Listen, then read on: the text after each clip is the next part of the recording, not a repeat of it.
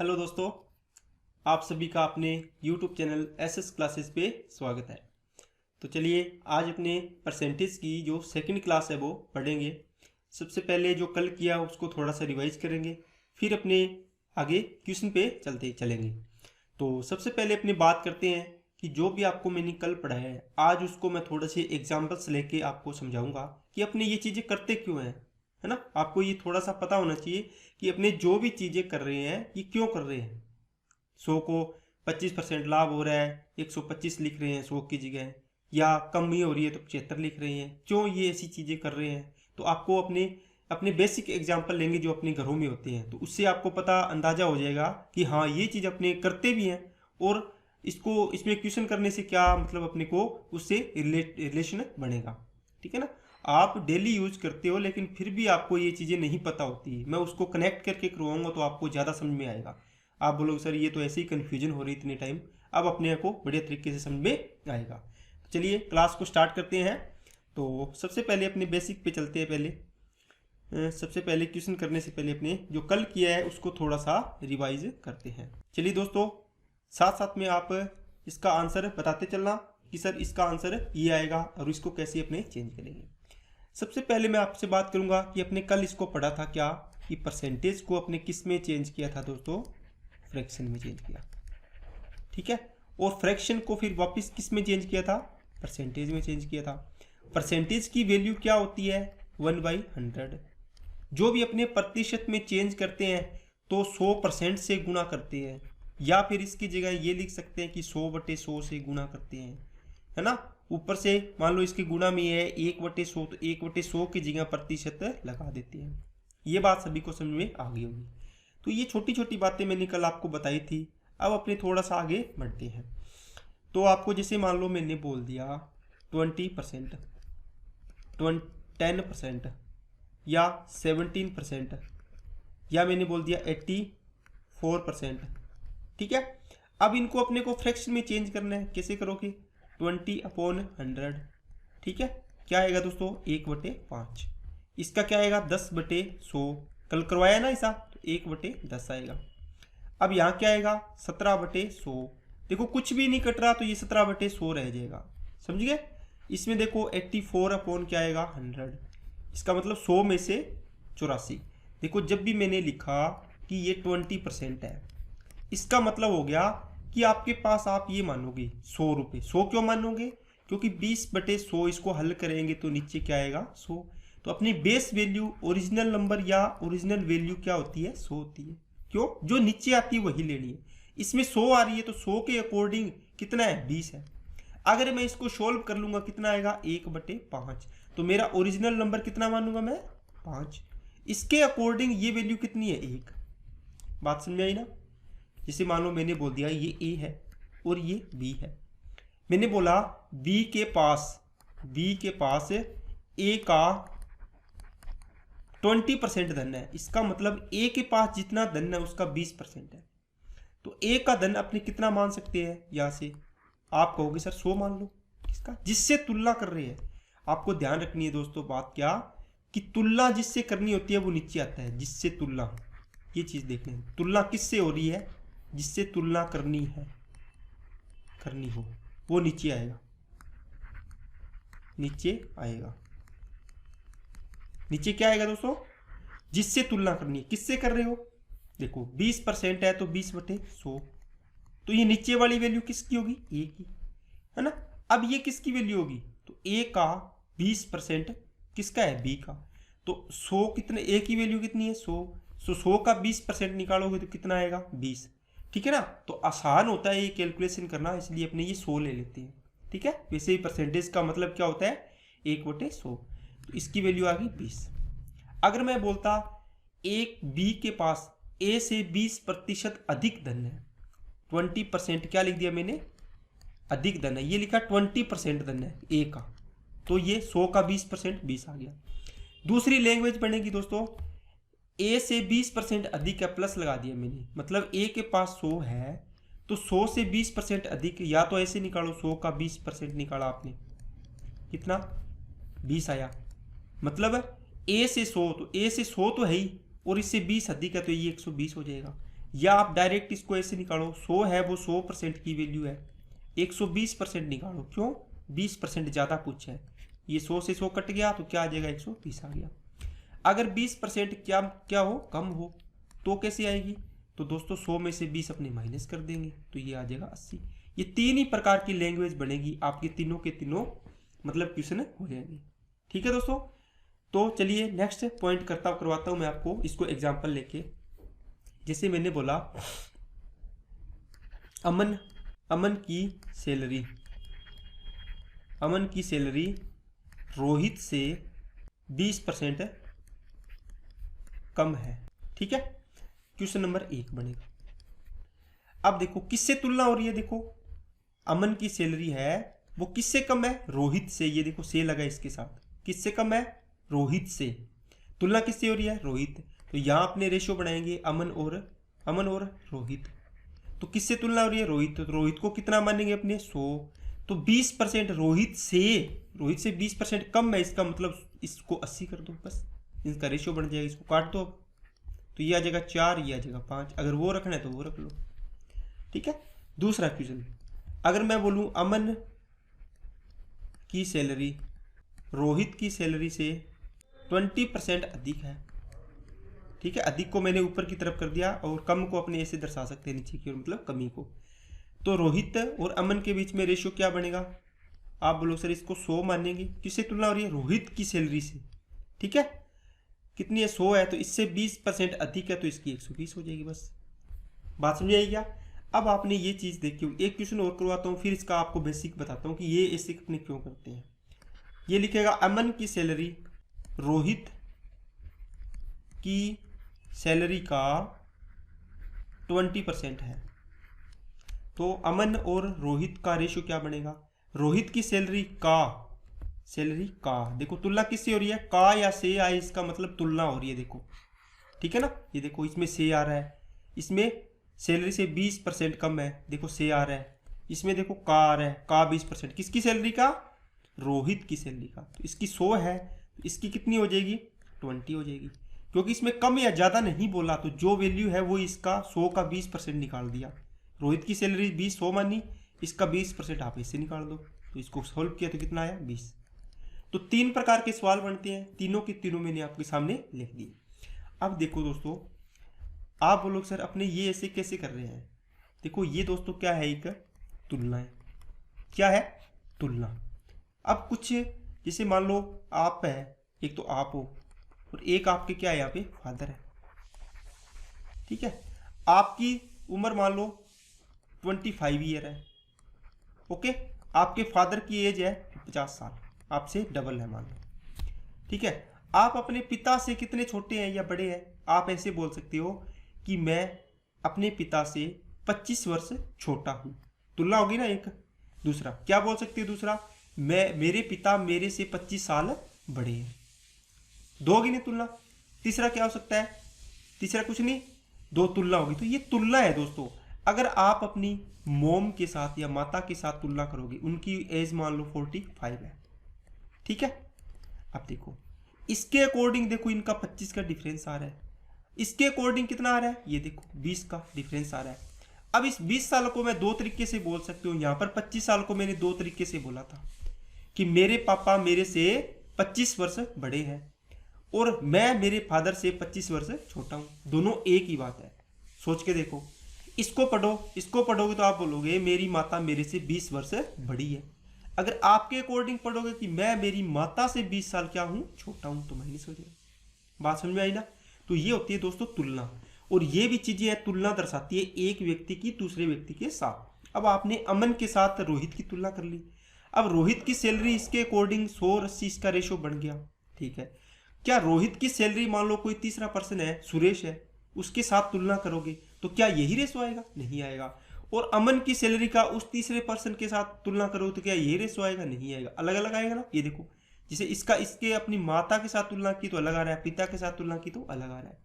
ठीक है ना, तो सेम भी हो सकता है और अलग भी हो सकता है। तो इतनी बात आपको अगर समझ में आई है तो अब अपने आगे चलते हैं। ठीक है, जैसे देखो मैंने बोला ए है वो बी से 20%, सॉरी 20 नहीं, अपनी चेंज कर लेते हैं, नहीं तो आप बोलोगे सर हर बार 20 ही ले लेते हो। 25% अधिक है, कुछ भी है, सैलरी मान लो, एज मान लो, है ना, चाहिए कुछ भी चीज़ है, अधिक है। दूसरा क्वेश्चन क्या बनेगा इसमें, ए सी से 25% कम है। ठीक है, अब देखो यहां पर तो ए और बी की तुलना हो रही है और यहां पर ए और सी की हो रही है। ठीक है, यहां पर ए बी से, किससे, जिससे तुलना करनी हो आप इससे पढ़ना, किससे तुलना हो रही है, बी से, तो बी का मान लिया 100। ठीक है, तो 25% अधिक है तो ये अधिक कर दो, 100 में 25 जोड़ दो, इसका रेशियो बन गया। ठीक है, अब देखो ए सी के साथ तुलना हो रही है, अब देखो ए की पहले बी के साथ, अब सी के साथ, तो यहां देखो सी से 25% कम है, इसका मतलब सी की अगर 100 है, इससे 25% कम है, तो ये कितनी हो जाएगी, 75 हो जाएगी। अब बताओ यहाँ पे तो ये 125 रुपये है बी के अकॉर्डिंग तो इसके पास, लेकिन सी के अकॉर्डिंग इसके पास 75 रुपये ही है। तुलना होगी ना अलग अलग बंदे के साथ। अब आप तीनों को अटैच करना है तो अपने रेशियो में कॉन्सेप्ट पढ़ेंगे, ये 25 ये 4, इनका रेशियो बढ़ा लिया 5 4, इसका रेशियो 3 और 4 बनेगा। यहाँ पे देखो ए और सी, ए सेम है दोनों में, तो अपने ए से लिखेंगे ए रेशियो बी, ए के साथ सी को लिखना है तो इधर लिख लो। यहाँ पर ए और बी का रेशियो कितना है दोस्तों, आप बोलो सर 5 रेशियो 4 है। यहाँ पे ए और सी का, ए की वैल्यू कितनी है 3, तो 1 नीचे लिखो, सी की वैल्यू 4 है तो 4 लिख दी, ये खाली है, इसको अपने सोल्व कर लेंगे। तो रेशियो में अपने कॉन्सेप्ट पढ़ेंगे कि जो जगह खाली है तो उसका पड़ोसी यहाँ आ जाता है, यहाँ 5 आ गया, इसका पड़ोसी ये 4 आ जाएगा, सॉरी 3 आ जाएगा, इसका पड़ोसी 3 है ना, 5 चौके 20, 5 दिया 15 और 4 दिया 12। अब ये सारी की सारी चीज़ है ना, दोनों में ये दोनों लैंग्वेज पढ़ोगे अपने आप अटैच हो जाती है। बात समझ आएगी ना। तो आपको सबसे पहले ध्यान रखना है दोस्तों, क्या करना होता है, अपने को तुलना करनी होती है। परसेंटेज अपने पढ़ रहे हैं तो तुलना कर रहे हैं। अब तुलना क्यों कर रहे हैं, कई बार बड़ी बड़ी चीज़ें होती है, बड़ी बड़ी कैलकुलेशन होती है। मान लो ए के पास और एक बी है, इसके पास 50,000 रुपये है और इसके पास मान लो, इसके पास ये मान लो आप 60,000 रुपये है। आप इसको कितने तरीके से बता सकते हो, आप बोलोगे सबसे पहले कि ए के पास बी से 10,000 रुपये कम है। देखो कितना डिफरेंस आ रहा है, इनके पास 10,000 रुपये का डिफरेंस आ रहा है। इसको दो तरीके से बोलोगे, ए के पास बी से 10,000 रुपये कम है, बी के पास ए से 10,000 रुपये ज़्यादा है ना। ये तो होगी रुपयों में बात, ओरिजिनल वैल्यू में बात है। लेकिन अगर आपको बताना हो ना 100 में से कितना क्या कुछ है दोनों में, तो अपने रेशियो बढ़ा के उसको सोल्व करते हैं। ठीक है, इसका रेशियो बना लो, 4 से 4 कट गया तो 5 रेशियो 6 आएगा, है ना। अब आपको अगर इसको निकालना है कि ये कितना है, यहाँ पर ए बी का कितना परसेंट है, कितना परसेंट है। दूसरा क्वेश्चन बनेगा बी ए का कितना प्रतिशत है। तीसरा बनेगा ए बी से कितने प्रतिशत कम है। तीसरा क्वेश्चन बनेगा बी ए से कितने प्रतिशत अधिक है। क्या बात समझ में आई क्या। ये क्वेश्चन बनेंगे दोस्तों, इसके अलावा कोई क्वेश्चन नहीं बनेगा इसमें, और ये क्वेश्चन आपको डीआई में भी बहुत काम आते हैं। ठीक है, तो ये अपने आगे अब पढ़ेंगे, लेकिन मैं आपको बता रहा हूँ कि बहुत बड़ी बड़ी चीज़ों को, जैसे यहाँ पे 50,000 था, यहाँ पे 60,000 था, इसको छोटे रूप में दर्शाने के लिए अपनी तुलना कर देते हैं, 100 में से बता देते हैं कि इसके पास इतना है तो इसके पास इतना है ना।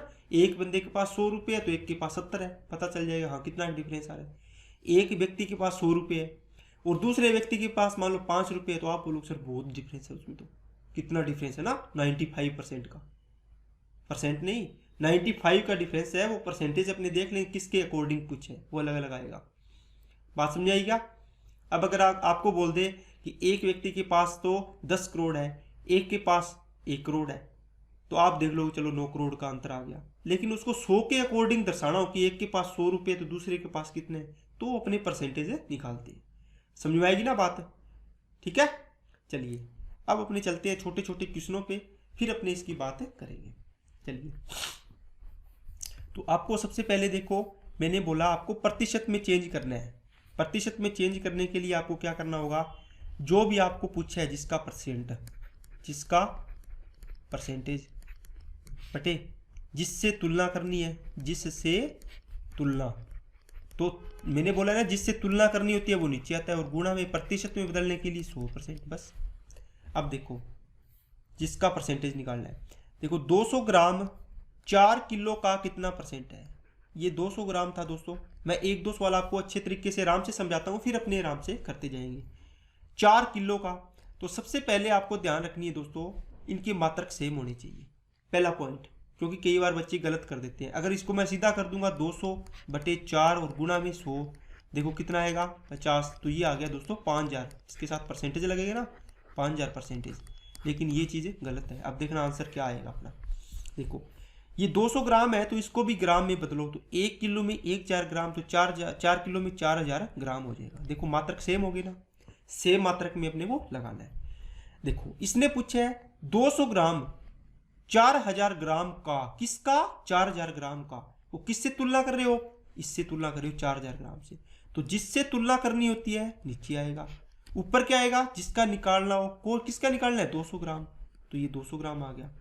ठीक है, ये भी ग्राम है, ये भी ग्राम है। गुणा में प्रतिशत में बदलने के लिए 100% बस।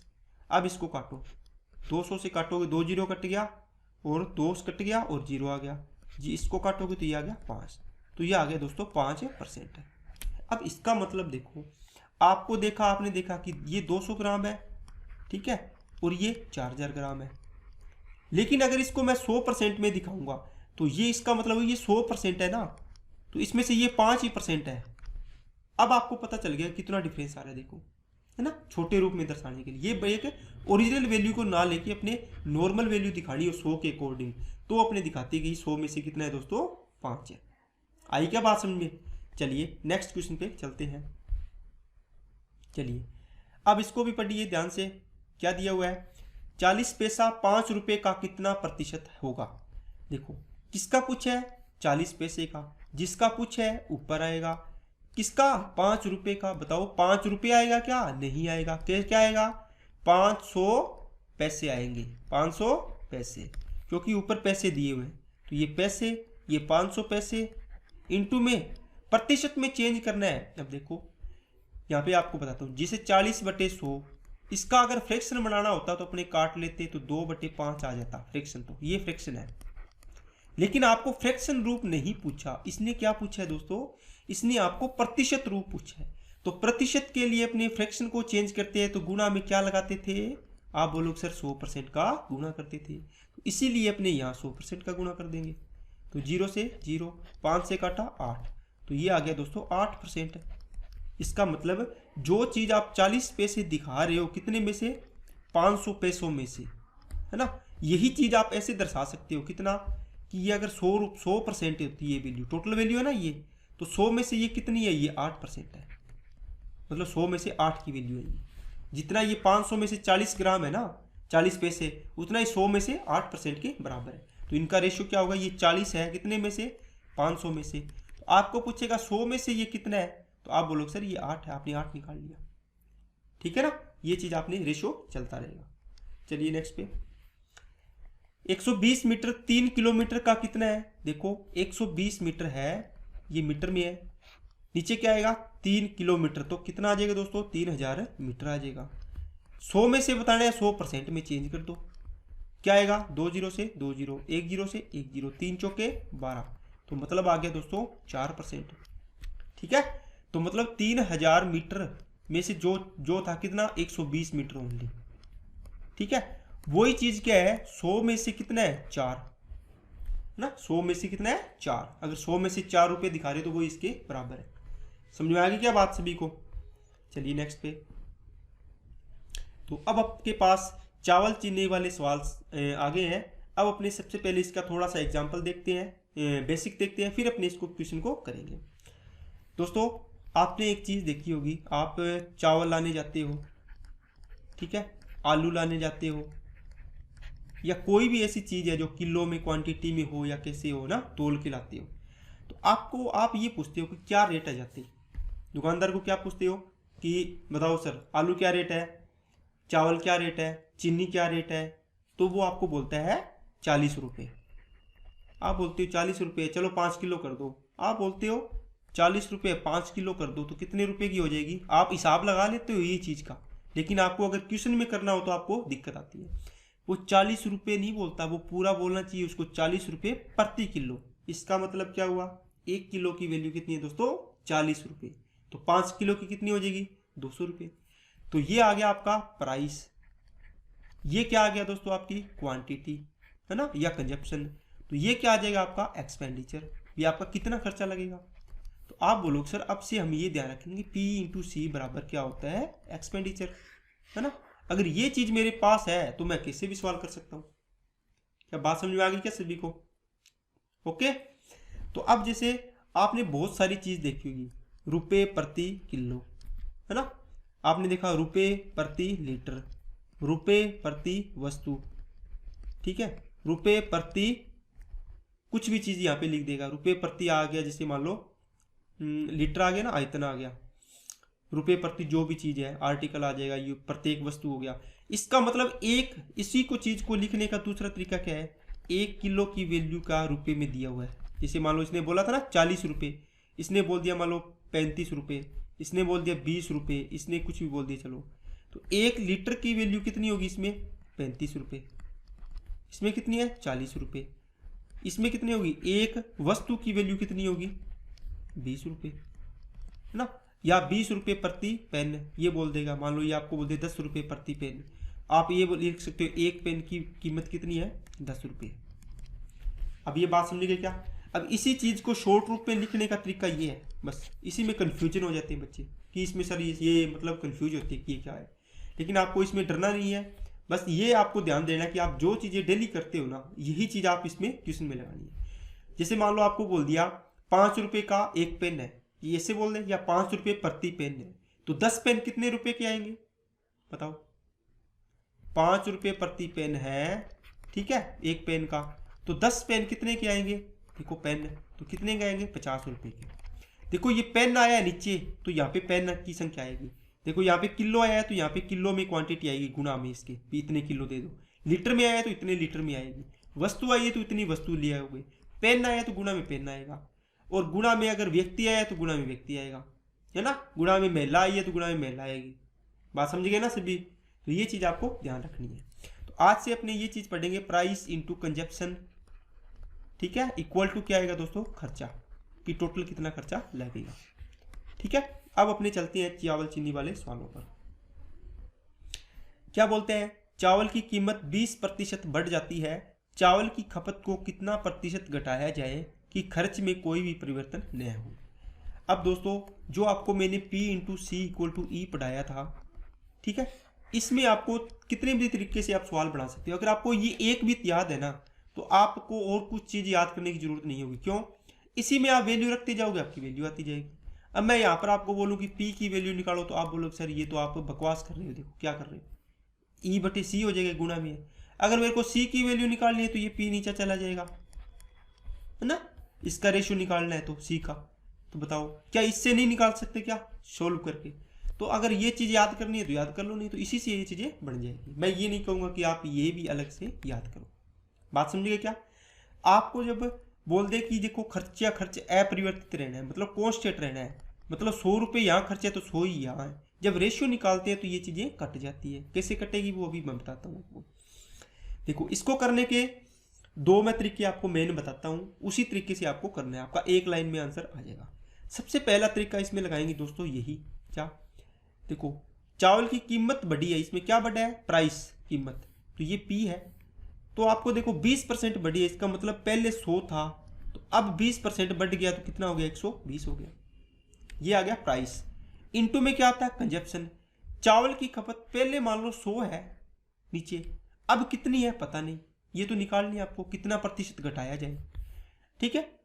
तो कुल खर्च अपरिवर्तित रहे, इसका मतलब पहले जितना खर्च था 100 तो अब भी उतना ही खर्च है 100। अपरिवर्तित रहने का मतलब मान लो पहले आप 100 रुपये खर्च करते थे तो अब भी आप 100 रुपये खर्च कर रहे हो, कोई चेंज नहीं कर रहे। समझ आ गई क्या बात है। तो ये तो हर बार सेम रहेगा तो कट जाएगा। यहां से इसको सोल्व कर लो, कितनी आएगी x की वैल्यू 0, ये 100 से 100 कट गया तो ये कितना आ गया, ये आ गया आपका 100 से 100 कट गया इसका कर लो, ये आ गया x की वैल्यू आ जाएगी आपकी 1000/12, तो 12 8 96, 4 12 3 36, ठीक है, तो 36, ये कितना बच गया 4/12, तो ये आ गया 83 एंड 1/2, 3%, सॉरी परसेंट नहीं आया, ये आ गया आपका किलो। ठीक है, चावल है ना तो किलो में हो जाएगा। चलो, इसका मतलब आप पहले यहाँ पे 100 किलो चावल यूज करते थे, फिर x किलो करने लग गए। x की वैल्यू आपको पता नहीं थी, आपने निकाल ली 83 से 1/3 किलो। ठीक है, यही है ना, कैलकुलेशन देख लेना। इसका मतलब पहले 100 की जगह अब आप 83 एंड 1/3 किलो परसेंट ये इसमें यूज करते हो। अब 100 में जो भी कमी या वृद्धि हो वही तो चीज़ इसकी यूज होती है। तो कितने प्रतिशत कमी की जाए, देखो 100 था, अब 83 किलो यूज करते हो, फिर तो कितनी कमी कर दी आपने। आप बोलोगे सर 100 में से 84 घटाओ, कितना आएगा 16, और ये 1/3 में से इसको घटा दो, डिफरेंस करो, कितना आया 2/3। ठीक है, तो ये इसकी क्या आ जाएगी, कमी आ जाएगी। क्या बात समझ में आ गई क्या। तो आपके पास जब भी हमेशा इस प्रकार आप एक लाइन में करोगे, ये मैंने आपको पूरा समझाया है। इसको क्या लिखोगे दोस्तों, इसको आप ये लिखोगे, मैं अभी बताता हूँ आपको। अब ये आपको लॉन्ग मेथड लग रहा होगा, लेकिन आप एक लाइन में इसका आंसर निकालोगे, आपको सोल्व करना होगा बस। जैसे मान लो मैं इसको ये लिखूंगा, क्या लिखूंगा, 120 होगी कितने से, 100 से, फिर ये 100 से कितनी होगी, x होगी, और यहाँ पर 1/1 लिखूंगा डायरेक्ट। क्यों, जितना खर्चा पहले था उतना ही अब है। 100 लिखने का जरूरी थोड़ी है, अपने को टाइम बचाना है अपने को, तो बस। अब यहाँ से अपने सोल्व करेंगे, 0 0 कट गया, और ये कितना आ गया 12x/100, तो क्रॉस मल्टीप्लाई करेंगे इक्वल टू 100 आ गया। x की वैल्यू यहाँ से 83 से ये 1/3 कितना आ गया, 3 आ गया। इसका मतलब 100 की जगह अब 83 यूज कर रहे हो, 83 एंड 1/3 किलो। तो कितनी कमी की है 100 से, 100 में कमी या वृद्धि ही क्या होती है, प्रतिशत होती है। तो कितनी कमी की है, 16 से ही 2/3 की कमी की है। कितने में से, 100 में से, ये कमी की है ना आपने, गुना में 100 में से ही आपको बतानी है प्रतिशत में, तो काट दो, कितना आएगा 16 से 2/3%। तो ये आपको बार बार निकालना नहीं पड़ेगा ऐसे करके। ठीक है, ये यहाँ से पता चल जाएगा कितनी कमी हुई है, यहाँ से माइनस कर लो, जितनी कमी हुई उसी को लिख देना, 16 से 2/3% की क्या हुई है, कमी हुई है। बात समझेंगे क्या। ठीक है, अब देखो, अब इसको अपने एक दूसरे तरीके से करेंगे। दूसरा तरीका क्या लगा सकते हैं इसके अंदर, देखो एक सवाल अच्छे से समझ लो, उसके बाद आप फटाफट करते जाओगे सारे के सारे सवाल। देखो यहाँ पे लिखो प्राइस, यहाँ पे कंजप्शन। ठीक है, प्राइस 20% बढ़ गया, इसका मतलब 100 से कितना हो गया, 120 हो गया। अब देखो, जब भी आपको एक्सपेंडिचर सेम रखना हो, कांस्टेंट रखना हो, मतलब यहाँ भी सेम यहाँ भी सेम, तो इसको ना उल्टा कर दिया वो रेशियो को, ये रेशियो इधर हो जाएगा और ये रेशियो इधर हो जाएगा। 100 से 120 है तो 120 से 100 हो जाएगा। अब ये कंजप्शन का पूछा है कितनी कम हो जाएगी, देखो खर्चा सेम रखा है ना, इसको गुना करेंगे तो सेम आएगा, जो भी आएगा यहाँ पर दोनों सेम आएंगे, ये अपने आप सेम बन जाएगा। 120 किलो से 100 किलो यूज कर रहे हो, मतलब 20 किलो की कमी हो रही है। किससे कमी हो रही है कि तुलना देखो किससे कर रहे हैं, शुरू में था जो 120 और गुणा में 100%, यहाँ से काटो 20 छिके 120, तो 1/6, 16 से 2/3% की कमी आ गई। बोलिए क्या आपको समझ में आई है क्या बात अच्छे तरीके से। ठीक है, चलिए अब ये सवाल करते हैं। देखो चावल की कीमत 25% बढ़ गई, तो 100 से कितना कर दोगे 125। चावल की खपत को कितना कम करें कि कुल खर्च अपरिवर्तित रहे, इसका मतलब 125 से कितना करेंगे 100 करेंगे, क्योंकि खर्चा सेम रखना है तो इसको बात को उल्टा करना है बस। तो ये प्राइस का रेशियो था, ये किसका, सी का, कंजप्शन का।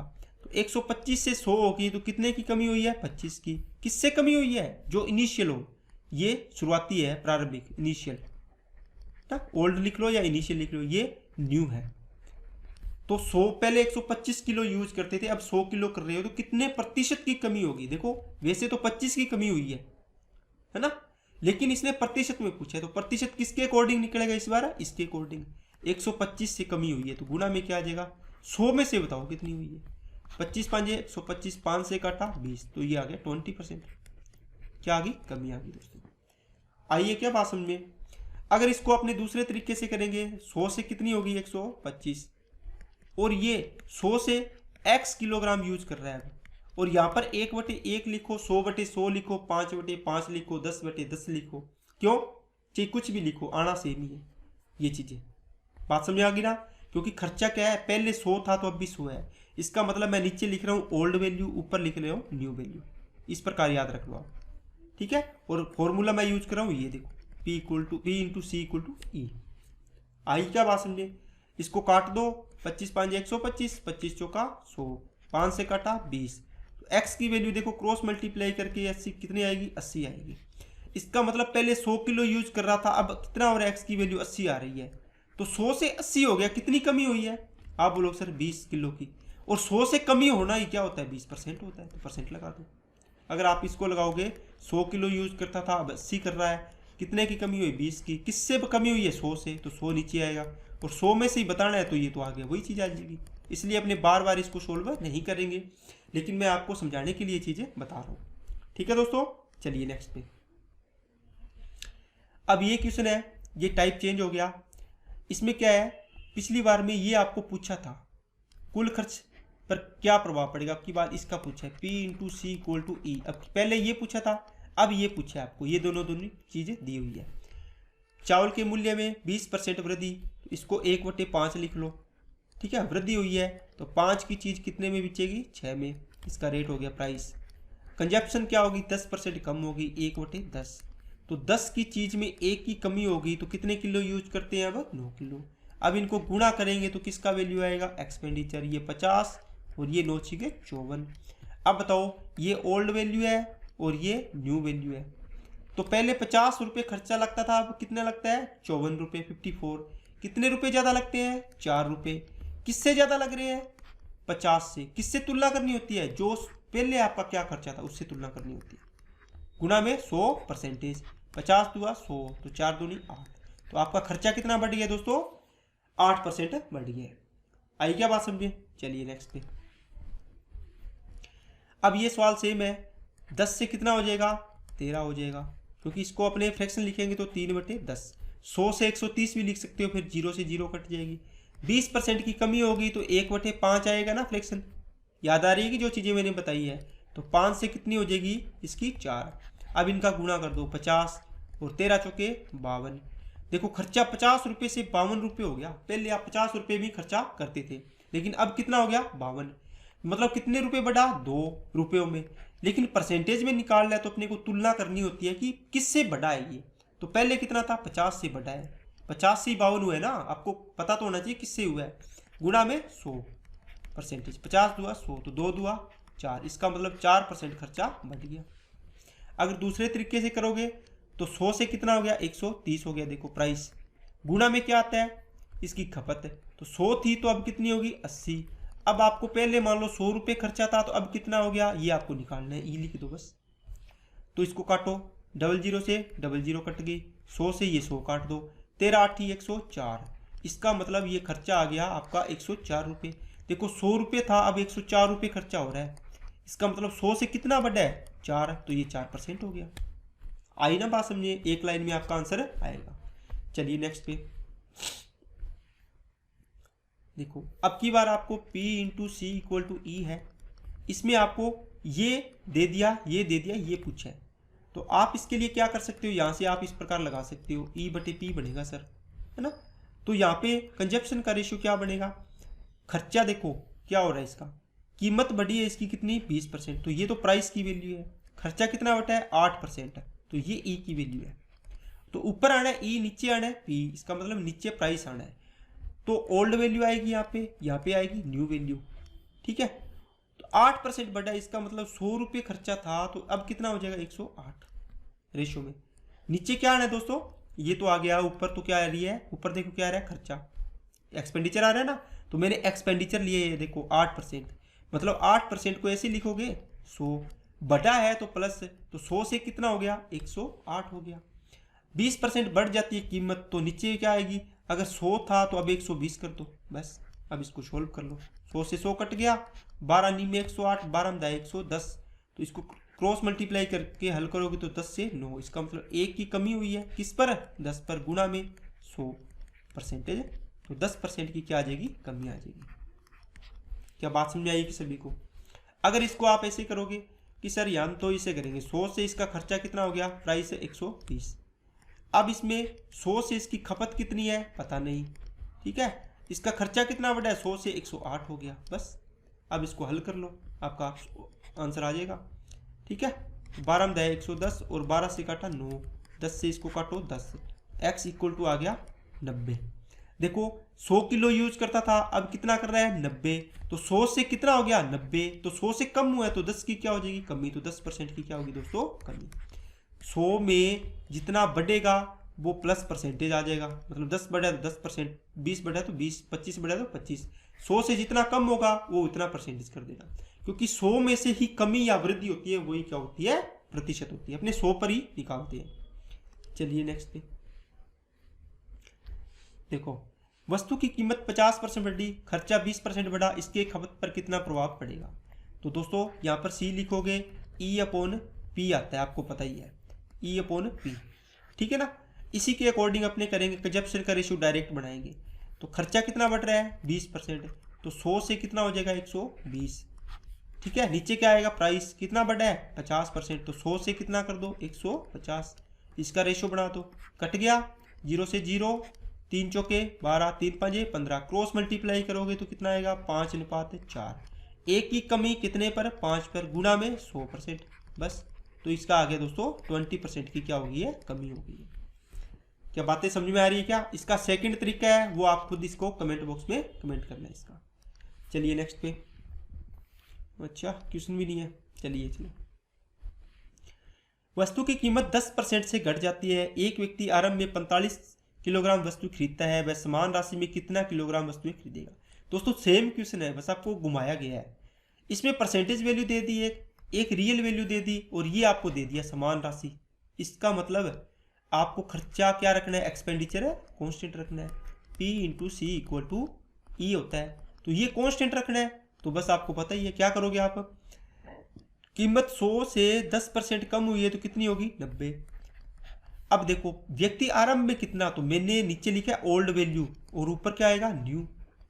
तो बताओ यहाँ पे 100 लिख रहे थे जब प्रतिशत था, लेकिन इसने अब की बार वैल्यू दे दी कितनी 45 किलो की। मेरे पास 45 किलो मैं यूज करता था पहले, वस्तु खरीदता था, अब कितने किलोग्राम खरीदूंगा ये पता नहीं। अब ये बोलता है खर्चा कितना, जितना पहले करता था उतना ही अब करूंगा। 100 लिखोगे तो 100 कट जाएगा, ये 1/1 लिख दिया मैंने, ठीक है ना।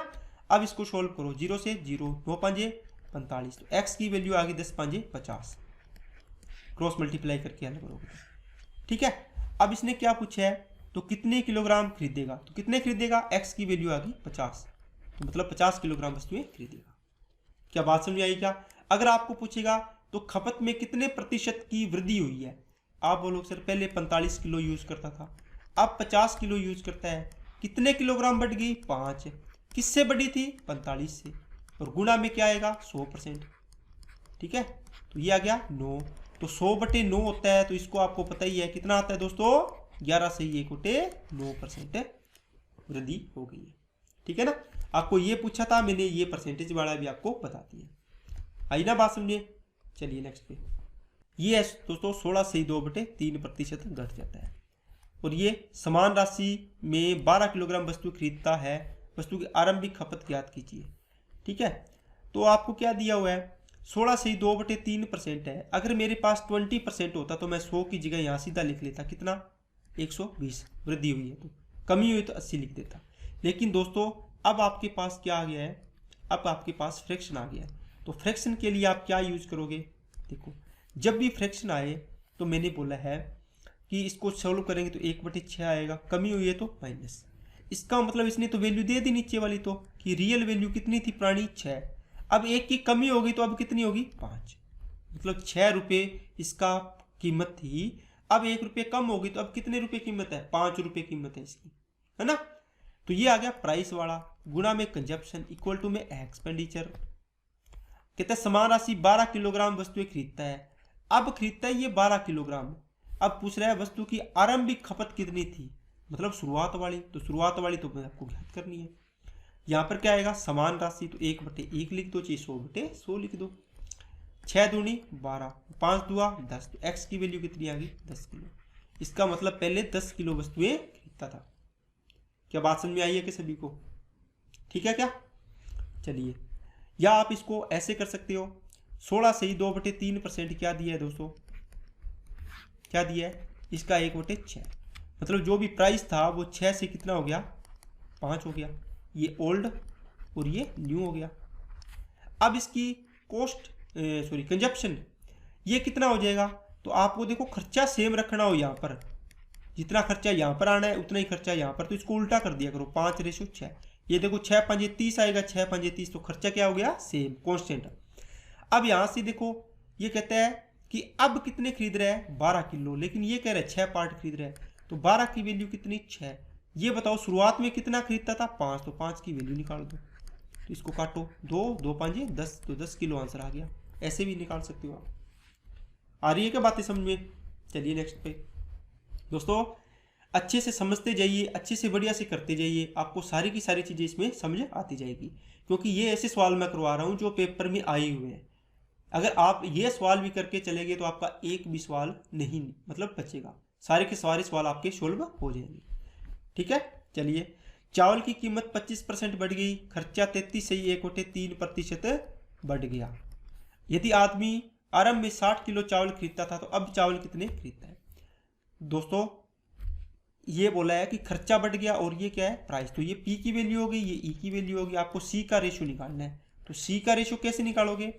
अब अगर ये सीधी वैल्यू होती, जैसे मान लो 10% खर्चा बढ़ गया, तो आप 100 से 110 कर देते, लेकिन फ्रैक्शन वैल्यू है तो इसको चेंज कर लिया करो। जब भी इसको चेंज करेंगे तो 1/3 आएगा। आपने सोल्व किया 33 या 99 और 100/3 गुणा में 1/100 करके आएगा ना।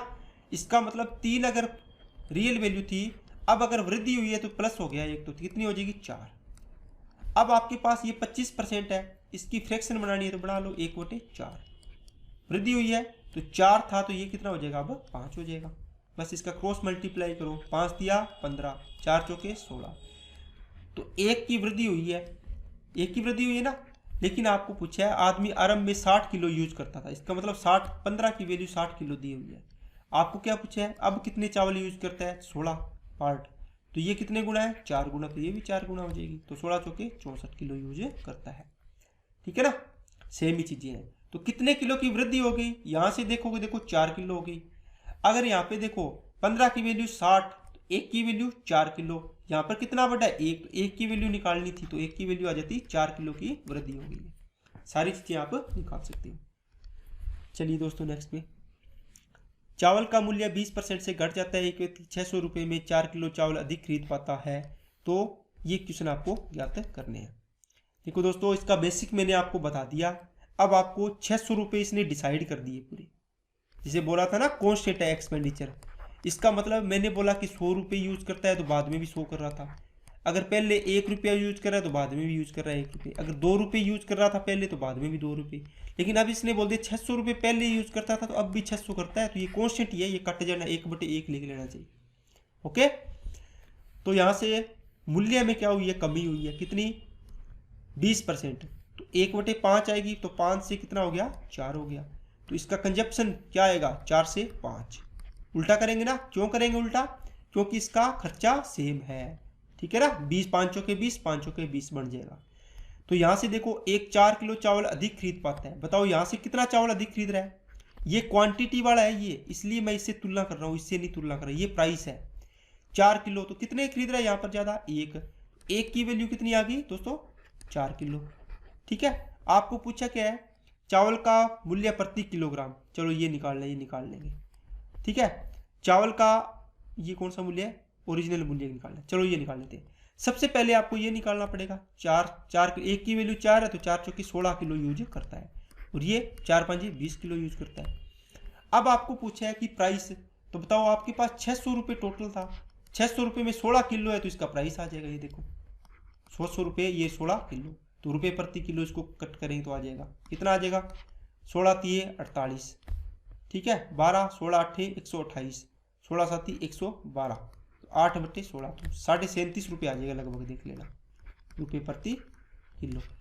बाद में क्या रेट आएगा, 600 रुपये, भाई 600 रुपये, देखो कितने किलो चावल है, अब 20 किलो, इसको काटो, अब कितना आएगा, ये आ गया 30 रुपये प्रति किलो। ठीक है ना, ये देखो कम हो गया ना इतना, इसमें देखो कमी हुई थी। इस प्रकार आपको ये करना होता है। ओके, आ रही है क्या बातें समझ में दोस्तों, ध्यान से करते जाना, बिल्कुल आसान से सवाल है, दोनों के दोनों रेट आपको निकाल दिए।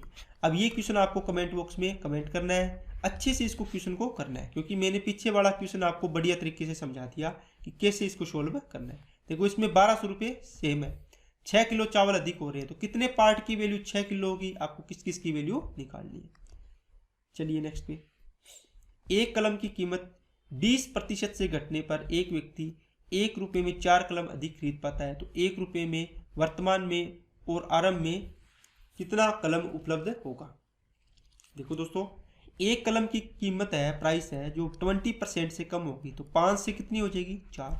20% का मतलब 1/5, कमी हुई है तो माइनस, तो 5 से कितनी होगी 4 होगी। अब ये कहता है 1 रुपये में 4 कलम अधिक खरीद पाता है, तो इसने देखो जो खर्चा था वो एक्सपेंडिचर है ना, ये कॉन्स्टेंट कर दिया 1 रुपया। जैसे यहाँ पे 600 रुपये कर रहे थे, 1200 रुपये कर दिया। मैं 100 रुपये मान रहा था, बाद में भी 100 रुपये खर्च कर रहा था। ये कह रहा है पहले 1 रुपया था तो अब भी 1 रुपया है ना, पहले 600 रुपये था तो अब भी 600 रुपये, तो वो चीज़ें हैं ये। तो अब आपको यहाँ पे कंजप्शन का रेशियो तो 4 से कितना आ जाएगा दोस्तों 5, क्योंकि ये सेम है 5 के 20, 5 के 20, खर्चा सेम है ना, 1 रुपया बनाना है, ठीक है। 5 के 20 रुपये यहाँ, 5 के 20 रुपये यहाँ। 1 रुपये में 4 कलम अधिक खरीद पाता है, तो यहाँ से देखो कितनी अधिक है, एक की वैल्यू कितनी आएगी 4। ये कहता है 1 अधिक खरीद पाता है, ये क्वेश्चन में दे रहा है 4 कलम अधिक खरीद पाता है, ये क्वांटिटी है ना कलम की मात्रा, 4 कलम अधिक खरीद पाता है। तो यहाँ पर कितनी कलम थी, 4 चौके 16 कलम पेन, और ये 4 5 20, समझाइए क्या। तो अब आपको पूछे वर्तमान और आरंभ में कितना कलम उपलब्ध था, तो वर्तमान में देखो आरंभ में 16 कलम उपलब्ध थी, अब कितनी कलम है 20 कलम। पहले 16 कलम ही खरीद पाता था 1 रुपये में, 1 रुपये में कितनी 16, अब 1 रुपये में कितनी खरीद रहा है 20 कलम खरीद रहा है, तो ये प्राइस हो गया इसका, देखो रुपये प्रति वस्तु आ गया। ओके दोस्तों, चलिए नेक्स्ट पे, सिनेमा हॉल की टिकट 25% बढ़ जाती है, लेकिन सिनेमा हॉल के मालिक की आय पर कोई प्रभाव नहीं पड़ता, दर्शकों की संख्या पर क्या प्रभाव पड़ेगा। दोस्तों ये वही है, ये प्राइस इंटू कंजप्शन, टिकट के consumption equal to expenditure, same चीज़ है सारी की सारी। 20% प्राइस दे दिया, ये आपको दे दिया कांस्टेंट है, तो इसकी वैल्यू निकालनी है, इसका रेशियो होगा उसका उल्टा रेशियो कर देना, उससे कमी कितनी कमी हुई है वो आपको निकालनी है। निकाल सकते हो ना, बिल्कुल आसान है, ये आप कर सकते हो।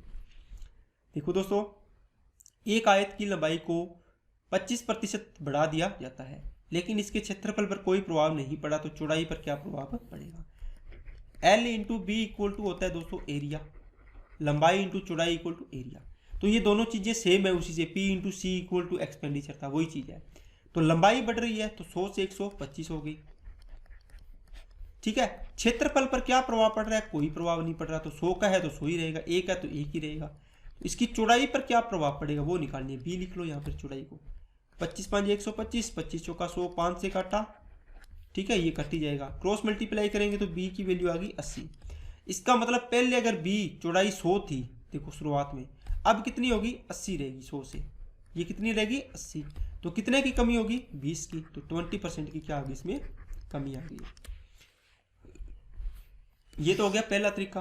दूसरा, 25% की वृद्धि हुई है, तो 4 से कितना हो जाएगा दोस्तों, इसकी लंबाई में 5 होगी, चौड़ाई 5 से 4 करनी पड़ेगी, क्यों, रेशो उल्टा करना है, क्योंकि इसका क्षेत्रफल क्या रखना है सेम, तो 5 के 20, 5 के 20, ये तो सेम रह गया।